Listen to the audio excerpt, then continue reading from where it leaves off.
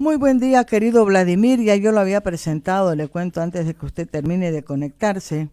Secretario de Gobierno de la Gobernación de Santa Cruz. Saludos, Vladimir. No sé en qué condiciones lo encuentro en este momento y me imagino que ya les tengo para trabajar.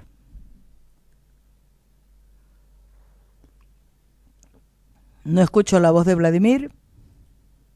Hola Mike, ahora Ahora sí. sí, ahora Muy, sí. muy buenos días, muy buenos días, le decía. Muchísimas gracias por la invitación y siempre es un placer acá conversar con usted y listo para esta jornada de sábado. Vladimir, yo había comenzado primero por el tema político, he puesto política, economía y salud. No sé cómo vamos a hacer para hacer todo esto en 40 minutos, pero son todos temas muy importantes. Tal vez comenzaremos por el tema político, por la coyuntura que estamos viviendo. Yo arranqué el programa con unas palabras muy sentidas, además con un dolor enorme en el corazón por lo que estamos viviendo, pero remarcando que en lo personal, digo, no es novedad. Sabemos cómo actúa la gente que está vinculada al MAS, lo ha hecho a lo largo de los 14 años que estuvo en el gobierno, lo hizo incluso eh, antes de llegar al gobierno. Yo recuerdo perfectamente cómo era el liderazgo sindical de Morales y de las organizaciones que estaban en torno a él. Pero bueno, parece que la gente pues se olvida, ¿no? Y ahorita estamos nuevamente en serios problemas. Y voy a unir esta pregunta a una preocupación que me surgió el 6 de agosto, luego de escuchar un trechito nomás de una partecita que me preocupó de las declaraciones del gobernador Rubén Costa. Para mí no era mucha novedad porque uno más o menos intuye que hay un distanciamiento del gobernador con el gobierno central.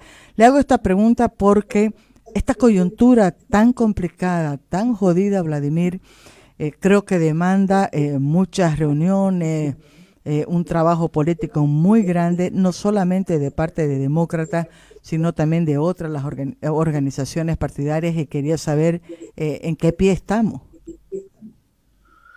Mike, es como usted dice, un momento muy delicado para el país por muchas circunstancias, pero creo que la fundamental es el tema de la crisis sanitaria. Creo como nunca en la historia de nuestro país, pese a que hemos tenido turbulencia en nuestros cortos 195 años de vida republicana intensa. Creo que hoy, como nunca, se da una pandemia, una crisis sanitaria durísima que está generando mucho dolor en todo el mundo. Segundo, el país venía arrastrando una crisis política después del fraude electoral, con las elecciones inconclusas y con los periodos de gobiernos todos vencidos y con autoridades que son transitorias a nivel nacional y en el campo departamental y municipal con prórrogas de mandato. Además de eso, los efectos de la pandemia, uno de los efectos, aparte del dolor que causan las muertes, el sufrimiento de las familias que contraen el COVID, también está el tema económico. Entonces, si uno ve el contexto global, May, son tres crisis que está asumiendo el país, ninguna superada: la crisis sanitaria, la crisis política y la crisis económica que se está sumando. Estas dos últimas creo que se la comparten en el contexto de Sudamérica, además, con dos elementos que son importantes. El tema de la crisis sanitaria todavía está golpeando muy duramente a Sudamérica, pese a que en el departamento podemos ver que en el último tiempo se ha bajado un poco el contagio, pero esto no debe ser motivo de conformarnos, porque hay otros elementos y otros parámetros que enseguida lo vamos a conversar, pero creo que lo importante es que la pandemia, el coronavirus, todavía no se ha superado, va a tardar en superarse, va a costar que llegue esa vacuna una vez se descubra a todos los países y se pueda inmunizar a la población, que esa es la solución definitiva. Hasta entonces vamos a seguir tratando el coronavirus con las capacidades institucionales que tenemos como Estado, pero va a seguir generando consecuencias desgraciadamente negativas en nuestra sociedad. Lo segundo, para entrar ya en el plano más político de la situación del país, sí, el tema de las elecciones, como que de alguna manera ha enrarecido todo el tema. En momentos de crisis todos los países, lo hemos visto en Europa, lo hemos visto creo que en una gran mayoría de países donde la clase política ha actuado en función del interés nacional.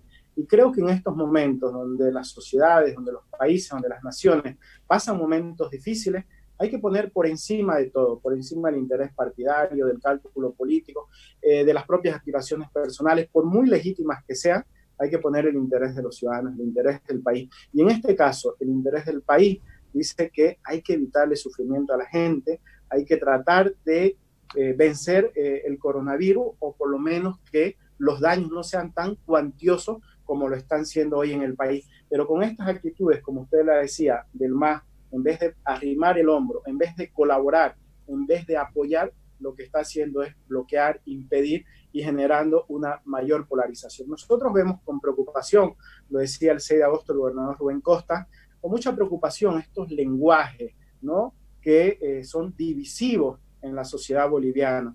Este sistema político polarizante, que cada uno, mientras más se va al extremo a la radicalidad, piensa que gana polarizando con el otro. Y quien está perdiendo es la sociedad. Estos debates cargados de combustible, decía el gobernador Rubén Costa, que lo único que hacen es incendiar todos los puentes que se están construyendo. Nosotros creemos que hay que tener firmeza en la defensa del Estado de Derecho, garantizar los derechos constitucionales de los ciudadanos, que le llegue el oxígeno a quienes tiene que llegarle, que se transite por las carreteras libremente como debe ser en cualquier país civilizado, y también establecer todos los mecanismos institucionales del diálogo con el órgano electoral, con diferentes instituciones, para que las elecciones se celebren lo más antes posible en las condiciones que los ciudadanos puedan ir a votar con los riesgos ya controlados.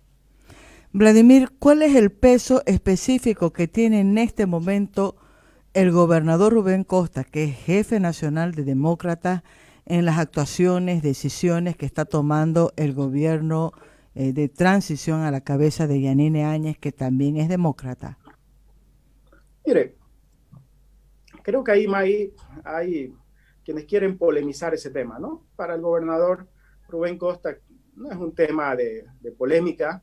Aquello, la posición de Demócratas ha sido claro, no de hoy, no a raíz de la designación del último ministro de Planificación. Desde un principio, Demócratas dijo, si uno revisa la prensa escrita, a los 2 días que asumió la presidenta Yanine Áñez, nuestra posición ha sido invariable, y te lo resumo en 3 puntos muy claros.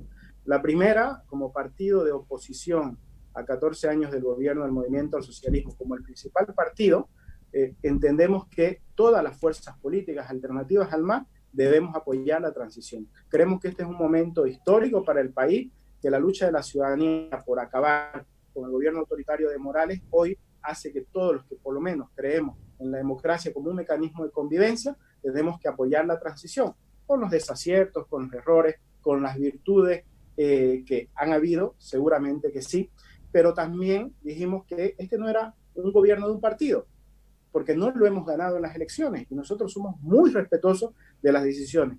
Y nuestra compañera Yanine Áñez asumió la presidencia de la Nación en unas situaciones extraordinariamente complejas, tuvo mucha firmeza para darle estabilidad, pacificación a la nación cuando parecía que se encaminaba todo a una guerra civil. La hemos apoyado sin condiciones, la vamos a seguir apoyando, pero eso no quiere decir que Demócrata esté en el gobierno o que este sea un gobierno demócrata, por más que muchos compañeros nuestros estén prestando servicio en el gobierno nacional, que creemos que es una también misión y una responsabilidad cuando algún compañero va al gobierno nacional, que hay que hacerlo un gobierno de transición. Y el tercer elemento, un gobierno de transición como tal, tiene que englobar mucho más allá de los partidos, porque tiene que garantizar que la estabilidad, que la paz social y que el traslado del gobierno se den en condiciones no solamente democráticas, sino en condiciones en que la estabilidad del país no cause problemas a los ciudadanos.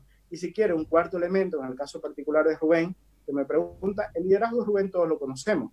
Rubén Costas no es de los líderes caudillistas, que asume que por más que él sea el jefe del partido, él tiene que ordenar. Siempre ha dicho que la presidenta va a tomar sus decisiones y las va a respetar sus decisiones, como ha respetado el primer gabinete y todos los cambios que han habido. Vladimir, le voy a hacer una pregunta y le voy a pedir muchísimo, querido, que sea bien puntual y concreto. Es que estoy leyendo también a Emi Saucedo, un comentario que nos ha compartido ahorita al pie de la entrevista, Y Emi está, parece, leyéndome el pensamiento, porque ya lo había yo manifestado, y no solamente al inicio del programa de hoy, es una preocupación que tengo de manera permanente, y lo he hecho primero con mucha admiración que me inspiraba la presidenta Yanine Áñez, aunque lo he dicho públicamente también, me decepcionó que se hubiera dejado tentar por la candidatura, considerando el enorme reto que tenía por delante con la responsabilidad en este gobierno de transición, y precisamente pensando que el enemigo principal, ya no de un partido político, voy a decirlo como boliviana, de Bolivia, es el MAS con estos sectores. Y claro, cuando digo del MAS estoy refiriéndome a su cúpula y a la gente que está a las órdenes de esa cúpula con esta práctica de la violencia permanente y además con muchísimas imposturas, ¿no? Entonces, en eso quiero una posición. Yo sé que usted es la voz también de Demócratas, porque usted es el más cercano al gobernador, que es el jefe de Demócratas.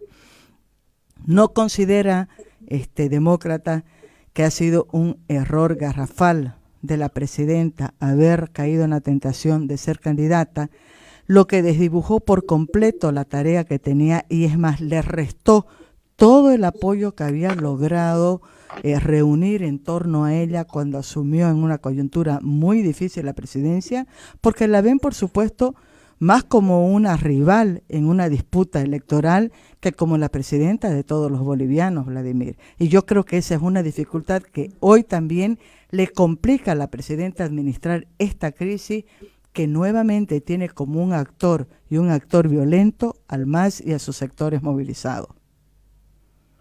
May, yo en esto voy a ser muy claro. Mire, el MAS siempre va a encontrar motivos para convulsionar, para generar caos.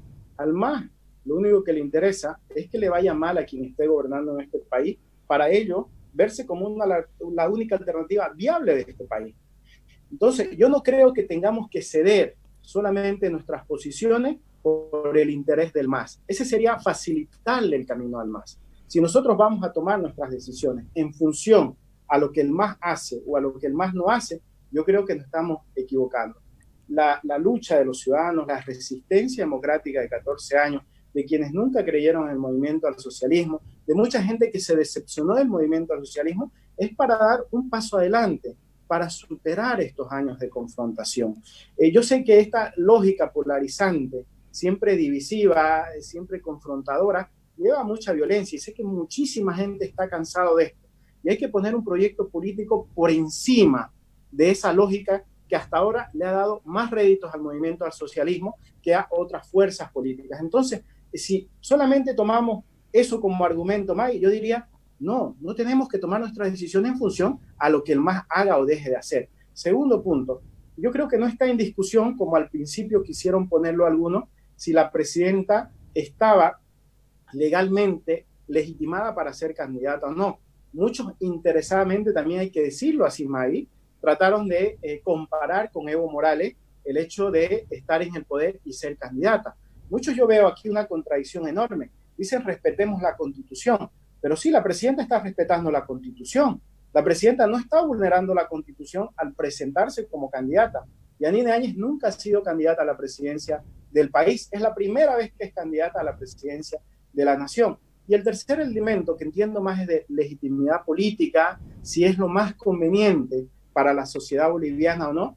Yo creo que ahí podemos tener puntos a favor y en contra, pero yo no sé si Yanine Áñez no hubiera sido candidata, si el MAS estuviera tranquilo. Igual el MAS iba a seguir convulsionando más. Entonces, yo creo que esto es una utopía de decir la presidenta de la nación se ha inhabilitado para dirigir, generar consenso al presentar su candidatura. Sí, se ha vuelto una rival, una adversaria. Es cierto que están las tentaciones, la herencia del MAS de utilizar todo el aparato público para una candidatura, y sé que esos males pueden tentar a cualquiera y pueden generar mayor desconfianza en la ciudadanía. Pero creo que también tenemos que aprender los ciudadanos, los políticos, perdón, a hacer las cosas de manera diferente. Yo primero, para resumir, creo que no hay que tomar decisiones en función de lo que el MAS haga o deje de hacer. Segundo, la presidenta de la nación no ha violado la Constitución en ningún momento. Tercero, creo que esta candidatura sí le quita posibilidades de generar grandes acuerdos nacionales, lo hace más difícil y ahí el gobierno tiene que actuar en consecuencia y tiene que asumir todas las responsabilidades que creo que en buena medida lo está haciendo. Me ha gustado muchísimo, sobre todo, el cierre de esta respuesta, Vladimir, y le voy a decir algo para sostener la pregunta que había hecho al comienzo. No es una cuestión solamente de utopía. Y coincido con usted en que lo peor es estar pensando qué es lo que quiere o no quiere el MAS.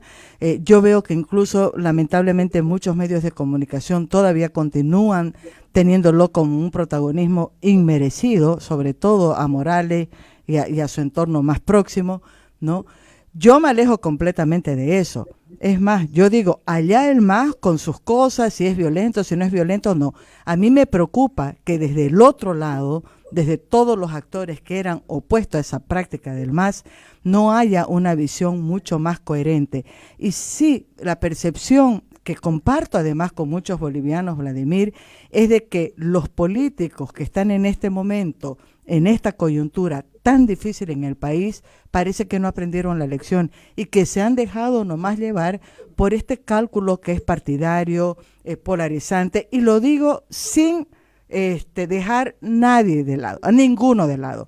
Mesa, Camacho, Tuto, Samuel, todos. O sea, lo dejo en claro para que no vaya a quedar la falsa percepción que mi problema es Yanine Áñez. No, en absoluto.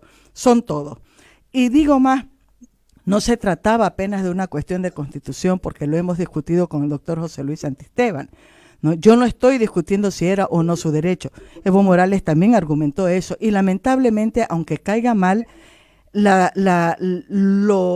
que nos lleva a hacer es esta comparación inmediata de que se está pareciendo a Evo Morales, sí, en esta lógica de no ver que hay un interés superior más allá de lo que dice la letra fría de la Constitución, y no estoy en contra de la Constitución, solo que había una coyuntura tan peculiar en Bolivia, Vladimir, que se sabía de antemano que iba a ser muy difícil, que no era que se iba a resolver el problema que tenemos con el MAS en 2-3 meses, pero que sí este gobierno tenía la tarea histórica, y la presidenta pudo pasar, pero como la superpresidenta, ¿no?, de comenzar a trabajar en el desmantelamiento, de esta estructura perversa que montó el MAS y que está lejos de haber sido destruida. No estarán las principales cabezas en el Ejecutivo, pero sabemos que gran parte de esa masa de más de 500.000 de funcionarios públicos todavía responden al MAS.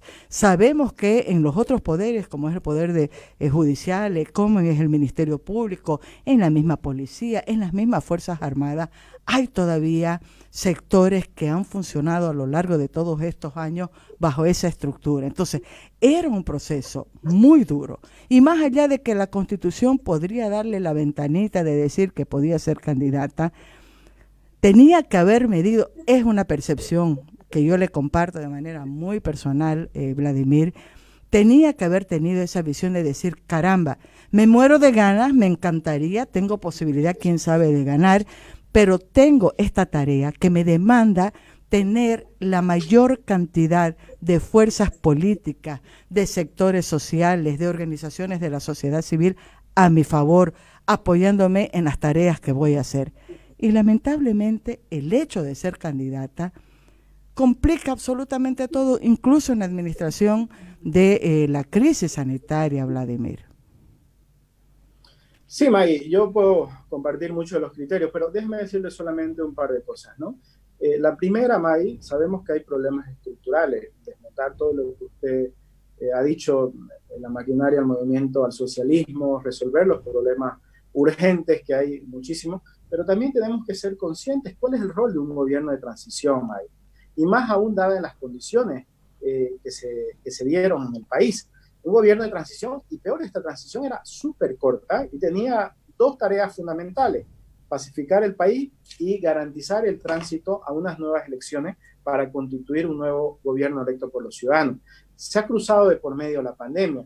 Si es que no hubiera habido la pandemia, el país ya tuviera un gobierno electo por las urnas, esto es cierto, pero el tema de la pandemia ha hecho que la transición también, convengamos, Maggie, se haga más larga y se vean algunas otras debilidades propias de la gestión y propio además de una pandemia que no tenemos hace un siglo atrás. Entonces, estos dos elementos creo que también hay que verlo con esa perspectiva un poco más amplia que solamente anotar todos los efectos del gobierno, que los tiene sin duda. Y la segunda, May, yo creo que los bolivianos, y yo insisto en esto, nos hemos enfocado tanto en esta lógica que nos ha planteado el MAS como proyecto hegemónico y de meternos a todos los que estamos fuera del MAS en una misma bolsa. Y yo creo que esa más bien es una debilidad para construir un proyecto estable, sólido, que dé perspectiva de futuro y que fundamentalmente garantice un nuevo tiempo en el país. Creo que no es el debate ese, May. Yo creo que el debate, más bien, si despejamos todas estas cuestiones que pueden ponernos en un lugar o pueden situarnos en otro lugar y probablemente no vamos a convenir en una posición ni cercana sobre esto, es cuál es el proyecto, cuál es la visión de país que queremos posterior al MAS. Y creo que esa es la discusión, May. Esa es la discusión que debe darse ahora. Y solamente seguimos en el tema caudillista. Y nosotros, sin querer, aumentamos eso. Que Mesa, que Camacho, que Yanine, que no sé qué. Y no nos estamos concentrando en las ideas y en los proyectos y en las propuestas de país que queremos ofrecerle a los bolivianos. Y voy a defender a mi proyecto político en esto porque creo que lo puedo hacer. Si uno ve los 7 años de corta vida que tiene el Movimiento Demócrata Social, creo que es el proyecto político que con mayor responsabilidad de país ha actuado durante todo este tiempo. Y el que ha hecho los mayores sacrificios, Mayo. Y el que siempre ha esperado y ha pagado facturas muy altas por la unidad, por pensar primero en el país como siempre lo hemos hecho, ya por generar cohesión nacional. Nosotros les recuerdo, Maggie, en 2014 apoyamos a Samuel. Podríamos haber ido, teníamos la estructura más grande, podríamos haber ido solo. Apoyamos a Samuel, Maggie.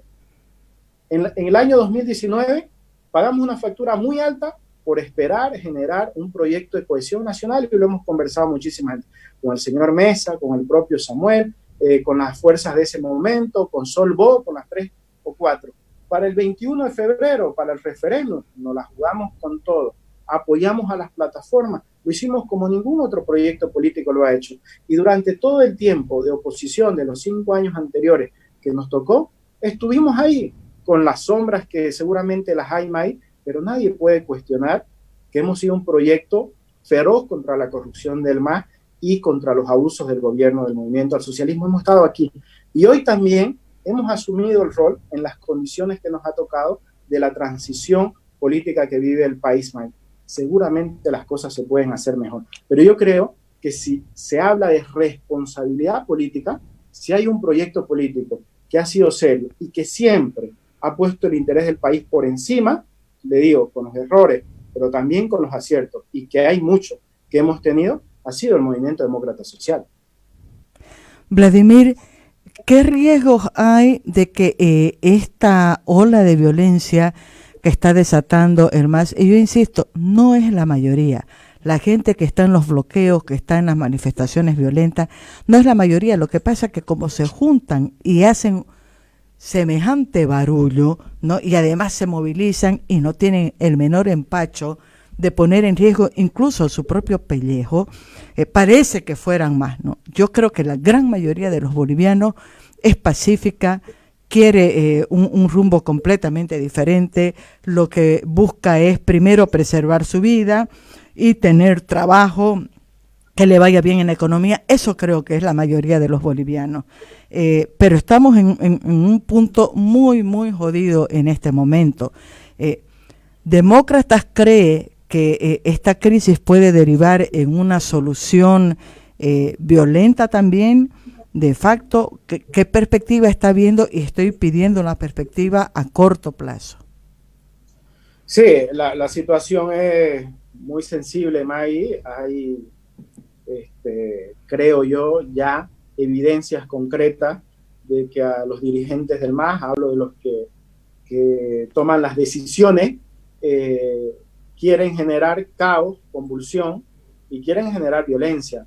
No nos olvidemos que el movimiento al socialismo ha sido la forma como ha llegado al poder, bloqueando, inviabilizando el país, generando desangramiento, desgraciadamente, y los muertos muchas veces impulsan, reactivan, cohesionan el proyecto político, y el MAS creo que está sembrando todo para que haya muertos en este país. Y es lamentable, y hay que decirlo así de claro, y hay que responsabilizar a Evo Morales y su cúpula, May, de esta perversa acción de enviar, de estimular que salgan a bloquear, que bloqueen el oxígeno, que bloqueen las ambulancias, que apedreen los hospitales, que chicoteen a los médicos, que asalten como ayer han querido asaltar el hospital de Samaipata, como ya ha habido un atisbo de enfrentamiento en el municipio del Puente. Entonces, el MAS gana siempre en la violencia. Esa ha sido su forma de entender, porque no le importa la vida, porque ellos utilizan a los campesinos, a los dirigentes, para el bloqueo y después para contarlos y ponerlos como símbolo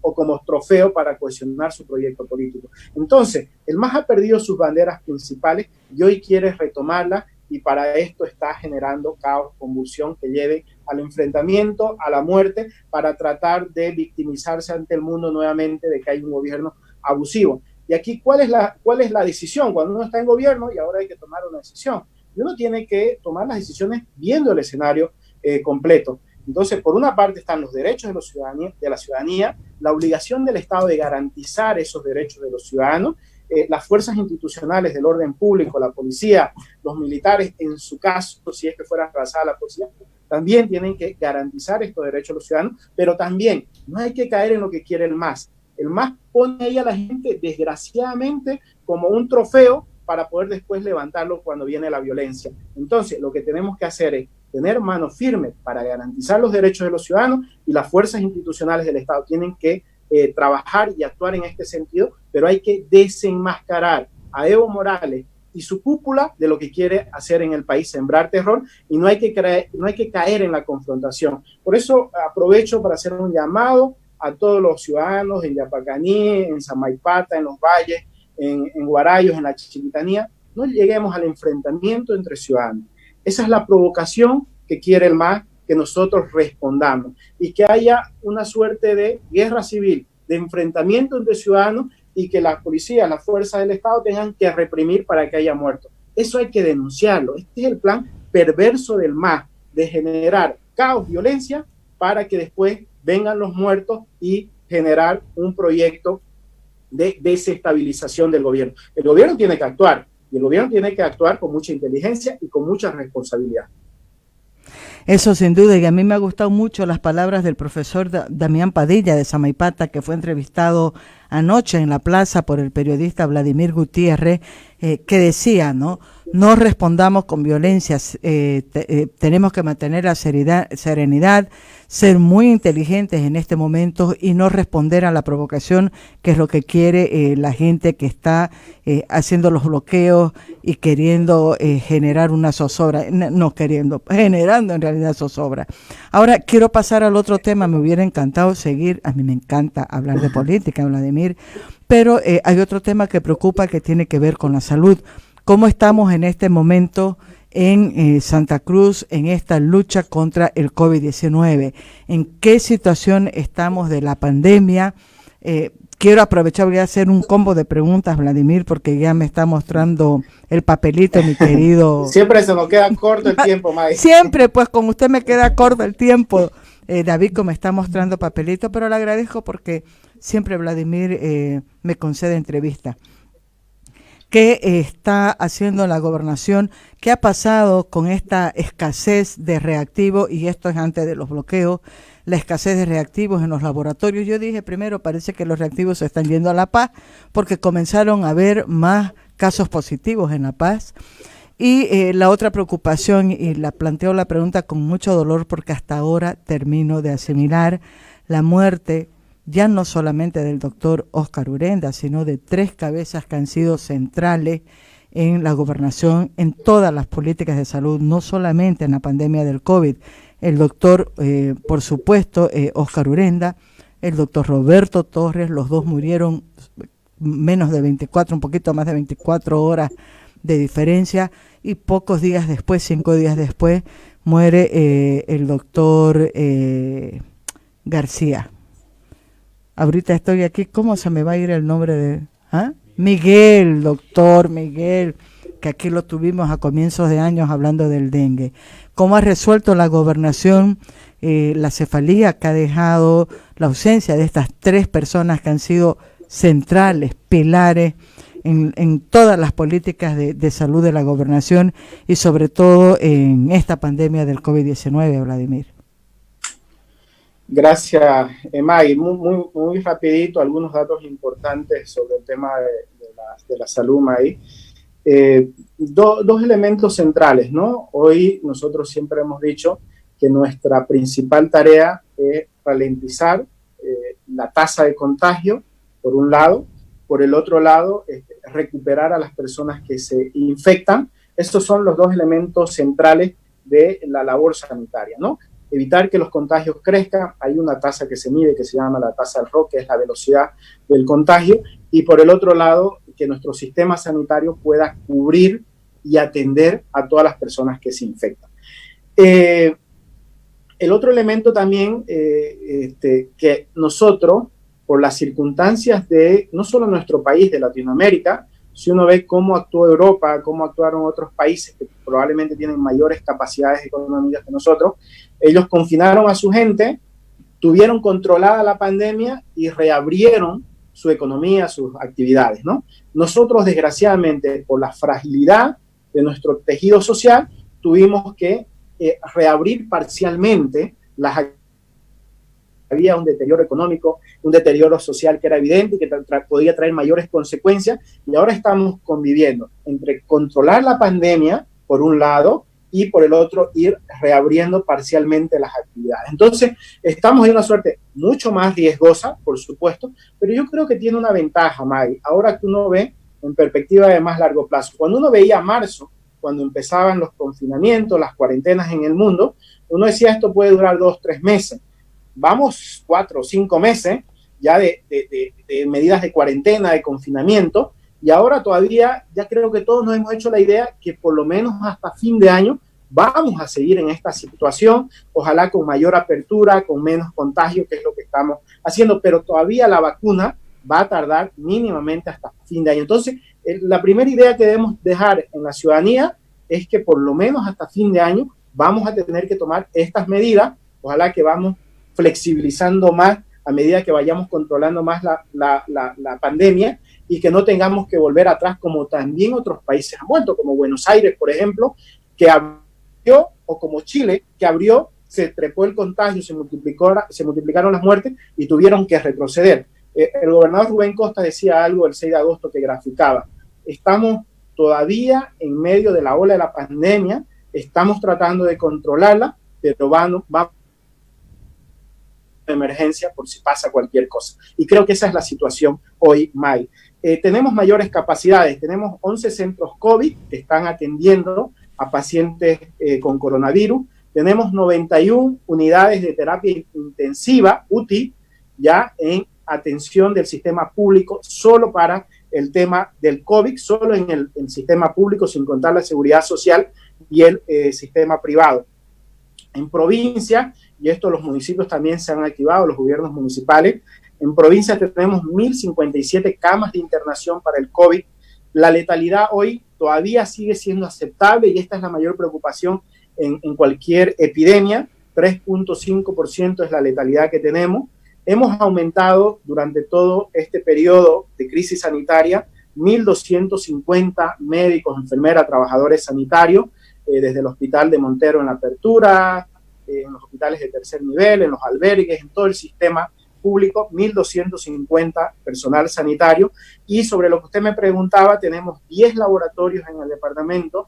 Recordemos que en marzo solamente había Cenetrop, hoy tenemos 10 laboratorios, 3 en el sistema público, 2 tenemos en la seguridad social y 5 en el sistema privado. Es cierto que hace 3 semanas atrás, un poco más, tenemos problemas con las pruebas PCR. ¿Por qué se da el tema de los problemas en las pruebas de PCR? Fundamentalmente por la falta de reactivos, porque hoy en el mercado competir con los grandes monstruos como Estados Unidos, con una que se están consumiendo todo el material sanitario, cuesta más, a todos los países nos está costando más conseguir oportunamente los reactivos. Y para que una prueba PCR, para que la gente lo entienda, muchos seguros han hecho la prueba PCR, no solamente el reactivo que te introducen en la nariz o en la garganta para sacar la prueba, los fluidos, sino que hay que tener reactivos para trasladar esa prueba y hay que tener reactivos para procesar la prueba. Entonces, lo que está faltando son esos reactivos para el procesamiento adecuado de las pruebas de PCR. ¿Qué es lo que se está haciendo supletoriamente? Dos medidas ante la falta de reactivos oportunos que han habido, además de otros problemas como el colapso que tuvo el Cenetrop en un momento, que ya se han establecido algunas medidas para que el Cenetrop pueda funcionar en toda su plenitud. No nos olvidemos que al principio también Cenetrop hacía las pruebas de todo el país, después de toda la parte oriental, ahora está enfocada en Santa Cruz, tenemos el centro que abrió la gobernación en el Remanso. Entonces hemos ido multiplicando las capacidades para hacer pruebas, pero hoy, más allá de los 10 laboratorios que tenemos, el tema central es la falta de reactivos que lleguen oportunamente al país, y esto se ve una lógica comercial internacional. Pero ¿qué hemos hecho para, de alguna manera, suplir esta carencia, Mike? Dos cosas importantes. Uno, el tema del rastrillaje, que se está dando, y creo que es una buena medida, el tema del rastrillaje y la valoración clínica con los médicos que están, con las brigadas médicas que están recorriendo los barrios, las comunidades y los vecindarios. Y la otra, incorporar, y creo que aquí hemos sido la primera gobernación, cuando ni siquiera el Ministerio de Salud se atrevía a decir, incorporemos la prueba rápida. Y hemos incorporado la prueba rápida. No tiene el mismo valor, hay que decirlo así, de diagnóstico como el PCR, pero ante la ausencia, ante la falta, la prueba rápida también es un buen mecanismo. Hoy también la prueba rápida se está incorporando al sistema de vigilancia epidemiológica, entonces esto está supliendo parcialmente hasta que ojalá podamos tener las pruebas PCR en su cantidad necesaria para poder seguir atendiendo la emergencia sanitaria.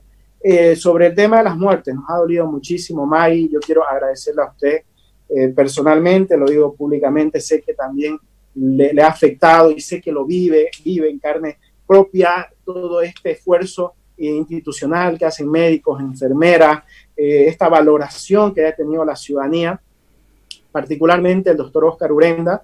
A nosotros nos ha conmovido muchísimo las muestras de solidaridad, de apoyo que hemos recibido de todo el país. Creo que el doctor Oscar Urenda se convirtió en un ícono ante la incertidumbre, ante la falta de orientación que hubo en un primer momento cuando llegó la pandemia, y el doctor estuvo ahí con esa serenidad, con esa voz que siempre trataba de orientar, con esa franqueza también que tenía el doctor Urenda. Y sí, ha sido un golpe muy duro, May, eso no lo podemos esconder. Para todo el gobierno del departamento de Santa Cruz, creo que para Santa Cruz y el país, pero también nuestro equipo, ¿no? El equipo ese que lleva muchísimos años, que incluso trasciende la gestión del gobernador Rubén Costa, el doctor Torres, 25 años, una eminencia ahí durante tantas epidemias. Yo he tenido la oportunidad de charlar muchas veces con él. Me queda esa humildad extraordinaria que tienen los hombres grandes con conocimiento, que nunca te retasea nada, que siempre está predispuesto ahí, que siempre está en preocupación. Me comentaba un médico del SEDE una anécdota unos días antes de que el doctor Torres desgraciadamente enferma y después pierde la vida, ¿no? Se fue a supervisar un hospital, no recuerdo qué hospital, y encontró a unos médicos almorzando ahí sin tener los cuidados de bioseguridad, y los empezó a tratar ahí para que los médicos tengan los cuidados. Esa era la preocupación constante. Es un hombre de un servicio extraordinario, intachable. Y también el doctor, nuestro jefe de epidemiología, y ayer también ha muerto Maggie, desgraciadamente en Concepción, otro médico, el doctor Gallo, que también 15 años en el servicio público. Y esto, más allá del dolor que nos produce perder compañeros, creo que también como sociedad puede servir para dos cosas importantes, Maggie. La primera, para que comprendamos la peligrosidad del virus, la voracidad, que nadie está inmune a esto, por más recursos que tengan, por más médicos que sean, y que hay mucha gente que arriesga todo, arriesga su vida, que podría quedarse en su casa tranquilo, pero hay una gente que sí tiene una vocación de servicio extraordinaria, y creo que lo han demostrado. Y lo segundo, Maggie, también para que la sociedad empecemos a valorar más a los que están en el servicio público, a la gente que está ahí. Muchas veces solamente criticamos todo lo malo que está, pero hay muchísima gente. Y esta pandemia nos ha hecho ver la importancia para las naciones de tener un sistema sanitario que tenga cobertura universal y valorar a nuestros médicos, a nuestros trabajadores sanitarios, a nuestras enfermeras. Y creo que ese es el mayor legado que podemos hacer en reconocimiento y en conmemoración a estos héroes que se nos han ido, pero que nos han dejado una estela muy importante para guiarnos e inspirarnos. Yo cité el caso del doctor Gallo hoy porque tengo gente muy querida en Concepción y me enteré ayer de la muerte del doctor que era el director del Hospital Municipal de Concepción y me duele muchísimo. La verdad es que en este momento yo dejo de ser la periodista fría, serena, controlada, ¿no? Y no puedo dejar de emocionarme y de tener una tristeza muy grande, no solamente porque son 3 personas, 4 en este caso, hay más de 100 médicos ya, tengo la lista con nombre y apellido, tengo también la lista de las enfermeras, de los enfermeros, ¿no? Gente que se las ha jugado, pero en serio, o sea, su vida ha corrido peligro y le han puesto en riesgo esa vida. O sea, no solamente estas 3 personas, por eso digo, es todo lo que representa el personal de salud. Ahora, Vladimir, ¿qué medidas, qué decisiones ha tomado la gobernación? Sé que debe ser difícil para resolver las acefalías, el vacío que han dejado, en este caso, 3 autoridades en diferentes reparticiones de la Secretaría de Salud. Sí, suplir es una decisión difícil, es una potestad del gobernador en este caso, pero más allá del vacío y el dolor, hay una responsabilidad institucional y hay que continuar. Creo que también ahí, como los grandes líderes forman equipo, y eso es lo importante. Yo particularmente he visto al doctor Torres como un padre, que me ha conmovido muchísimo ver esas generaciones de médicos que han ido ahí a agradecerle el dolor que ha causado. Y hay un equipo importante, May, que probablemente incluso nosotros que estamos ahí en el servicio público, no lo veíamos con los ojos que lo vemos ahora. Y hay un equipo de profesionales, jóvenes, que se han formado, que ya tienen experiencia, que tienen toda esa vocación y esa inspiración y ese amor por el servicio público y que son muy talentosos. El propio director del CEDES, Marcelo Ríos, que estaba por ahí de administrador hasta hace un tiempo en un hospital nuestro y que no se lo conocía y que hoy ha demostrado mucho talento para la gestión pública. Y así como Marcelo hay otros médicos, pero también somos conscientes de que el equipo sanitario ha quedado de alguna manera golpeado y se necesita reforzarlo. En las próximas horas el gobernador Rubén Costa va a posesionar a un nuevo secretario de salud y bueno, será un anuncio que lo hará él y esto también va a venir a reforzar todo el equipo sanitario de la gobernación para seguir atendiendo. O sea que no la voy a tener la primicia de quién es el nuevo director de salud. Bueno, May, yo soy muy respetuoso, en este caso el gobernador... ¿Le va a tironear la oreja a Rubén si me dice? No, con usted no creo. Entonces dígame pues. No, soy muy respetuoso, May, pero sí, ya tomamos... ¿Cuándo va a ser ese anuncio? Estamos viendo eso y probablemente el día lunes. Ya, entonces sí le pido, si ese anuncio es hecho todavía en el transcurso de estas horas que me restan en la jornada que tengo hasta la 1, mándeme un mensaje para que yo pueda compartirla. Bueno, no me interesa la primicia, o sea, no mato por una primicia, pero sí me gustaría, si la información está, poder compartirla con la gente que me acompaña aquí todos los sábados de 8 a 1 de la tarde. Sé que le pido. Con mucho gusto. Y David me va a matar. Solamente dígame sí o no, porque tengo que hacer el corte. La gobernación ha pensado en tomar decisiones e intervenir en el problema que se ha planteado por la clausura del año escolar, considerando las tareas, las atribuciones autonómicas que tiene. Sí, May, no hemos podido desarrollar algunos otros temas de los que conversamos ayer, ojalá podamos hacerlo en otra ocasión, y solamente para ver el contexto grande, global, la gobernación está trabajando en tema de reactivación, de actividades, de la propia inversión pública de la gobernación, obviamente más allá de la caída de los ingresos, hay que reorientar, y creo que este es el concepto, reorientar las inversiones, y en materia de educación tenemos una posición muy clara. No podemos trasladarle mayores costes, y más aún, sin hacer sacrificio institucional, todo a la ciudadanía. Y creemos que la educación es un tema muy sensible, que nos va a seguir rezagando si es que no buscamos alternativas, y que va a ampliar la brecha de la desigualdad en nuestro país. Por eso el gobernador Rubén Costa lo dijo en su mensaje del 6 de agosto, dijo muy claramente, el tema de la educación no puede quedarse así. Hay que buscar un método alternativo y hay que buscar un soporte para evitar que nuestros estudiantes queden rezagados.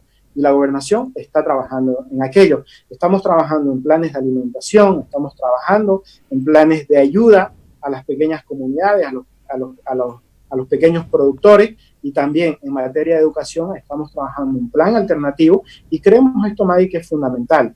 Creo que va a reabrir el debate sobre el modelo educativo que nos ha dejado el MAS. Y si bien un gobierno de transición no puede hacer todas las reformas estructurales, podemos dar un paso significativo para que las autonomías tengan mayor decisión en materia de educación. ¿Podemos esperar novedades en el tema entonces en esta semana? Por supuesto que sí, la vamos a tener, Maggie.